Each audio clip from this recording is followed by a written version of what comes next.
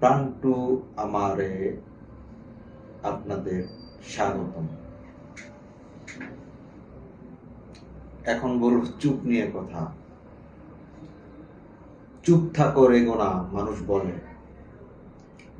চুপ থাকা ভালো,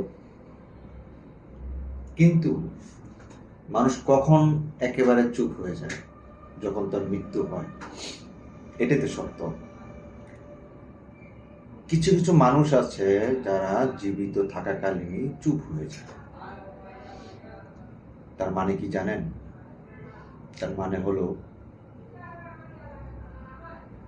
সে জীবিত থাকাকালীনই তার ইচ্ছা, আবেগ, ভালোবাসা, ভালো লাগা সব কিছুকে দাফন করে ফেলেছে। সে জীবিত, কিন্তু সে মৃতর মতোই। তাই একেবারে চুপ থাকা মানুষগুলো জীবিত হলেও তাদের অন্তর থেকে তারা মৃত। ভালো লাগলে আমার প্রান্তকে একটা সাবস্ক্রাইব করে দেবেন।